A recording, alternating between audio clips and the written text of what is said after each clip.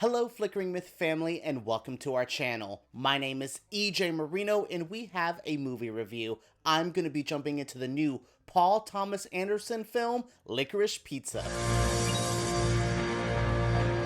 For years, Paul Thomas Anderson has had a special place in my heart. He is a director that I remember finding young and getting really into. Boogie Nights was one of my first more mature adult films, and I was hooked on that raunchy, weird, shocking film. Then we go to something like The Master, which I found in film school, and it really inspired me. So when I went into Licorice Pizza, I was kind of optimistic, but I wasn't a really big fan of the trailer.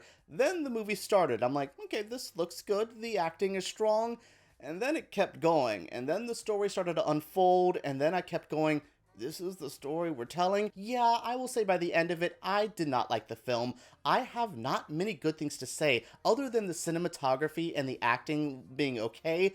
I don't like the script. I don't like the story structure. I don't like what they're trying to say. I find the dialogue to be kind of cringy. Overall, I just don't get this movie. So if you are just definitely here to see someone glowingly praise this film, this is not the review, but I am going to break this down into sections. I have the good, the bad, and the problematic, because this movie has some very gross, icky stuff that I think we should be talking about a little bit more, but let's talk about the good first. 1973 California has not looked this good ever. The way Paul Thomas Anderson and his cinematographer capture this time period, it looks stunning. I really like the camera work. There's also really impressive scenes that the camera is used with good tension. There's this one scene, everyone will be talking about it, where they're rolling backwards on a hill in a moving van. I loved that scene. I thought it was really tense, and it actually had good cinematography. The script moments were good. All of that was really, really strong. I actually think the acting performances are really good as well. As much as I absolutely hate the characters, I am not blaming any of them for these characters, because overall, any of these actors, I think they're doing what they need to do, and they're doing the best that they can. Alana, Haim, and Cooper Hoffman are very strong lead actors. I think these two have a very big future in this industry. I think Alana is, especially for a debut film that isn't really in her background, because Hoffman's Philip Seymour Hoffman's son, but for her to come into this with some industry experience of being a musician, but to come in here and lead a film was awesome. I really liked a lot of what her character was trying to say, but it felt like the script kept undercutting her. We'll get to that in a moment. Yeah, so I'm just okay, these acting performances are good. Overall, I like this setting. I like this atmosphere. This was a very chill film with a lot of good aesthetics, good sounds. The needle drops in this, the David Bowie Life on Mars stuff. I really liked the aesthetic and the atmosphere of this film. It was easy to fall into, it was easy to enjoy. And now my praises are starting to run out, because this is a good aesthetic film. There's not much else. Paul Thomas Anderson is usually a strong writer. I actually think his scripts are some of the best scripts in the industry, but wow, what the hell happened here? It felt like this was just mini vignettes put together. There was no cohesion to the story. There was no through line that kept me going on. It would switch from Cooper Hoffman's character to Alana's character and just really didn't mesh together. When they would come together, I would be like, oh my god, these are two of the most insufferable people ever. What are we doing? Yeah, the overall story structure of this really didn't connect with me. I wasn't able to just kind of sit in and let it wash over me. Every time something would stop, I would feel like a whole nother segment or vignette would start, but it was never tying into the last little bit. And then there was times where I'm like, so we're just gonna drop the Gary being a failed child actor stuff? Oh cool, he's just good at everything. I don't often see male Mary Sue characters, but Gary in this is a Gary Stew. He is the most I'm good at everything, I'm the coolest person ever. It is the laziest main character I have seen in quite some time. It's also a very teenage boy wish fulfillment. We'll get to that in the problematic segment, but overall I was just who was this for? Was this a script Paul Thomas Anderson wrote in the 70s as a kid and really wanted to get this made? I think this script is god awful. There is no through line, the theme of this. What is the theme and the message of this film? Maybe you guys can tell me, because I didn't know what to walk away with. There's some bad stuff I can walk away with feeling of this, but overall, what was this film trying to say? It's a slice of life coming of age drama, so I understand the simplicity of it, but there was not a lot. Also, there is some hatred towards Hollywood in this film, from Jack Holden to the John Peters to Lucille Ball. There are so many I hate this type of Hollywood people vibes in this, and I'm like, PTA, what's wrong? Like, you don't like your peers? Because you are the exact people you are talking about in this film. It is quite interesting.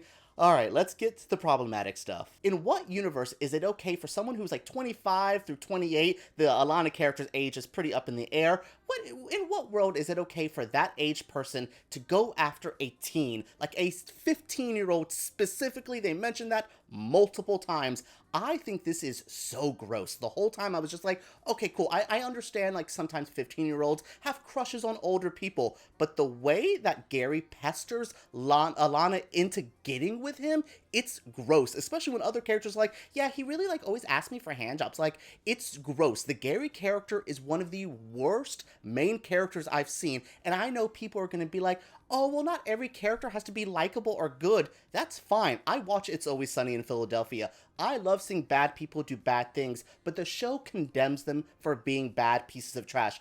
Gary is the hero of this story. He is this magical, like, wonder kid who is good at everything. He's a good salesman, good with the ladies, good with this. It is the most I want to be this teen boy kind of vibe. Like, that's what writing down, I bet PTA was just like, this was me when I was 15. I wish I could have got with my hot Jewish older babysitter. And I'm like, that's cool. That's a fantasy.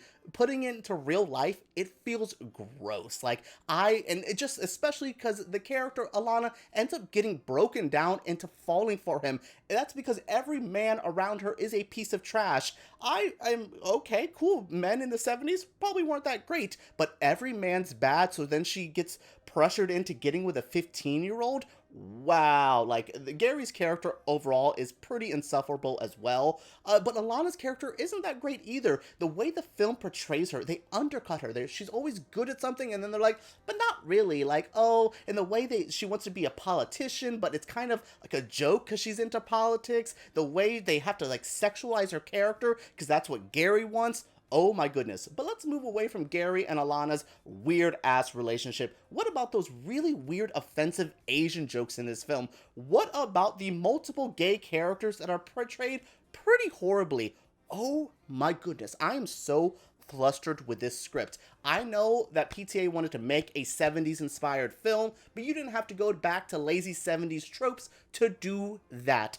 I do not understand anything of this film. I can't believe that film Twitter is glowingly praised this film. If this was directed by anyone else other than Paul Thomas Anderson, if Aaron Sorkin, if Tarantino, if anyone else that Twitter does not go crazy over would have directed this, they would have ate them alive. But for some reason, PTA is just getting a pass for making a pretty problematic script. And again, this isn't like the Joker that's, oh my god, could cause like incel violence. I'm not talking about that kind of problematic. At the core of this story, it's gross and uncomfortable. If that's what he wanted to go for, if he wanted to do this pro older women going after younger boy stuff, that's fine, I guess, but that says a lot about you, PTA.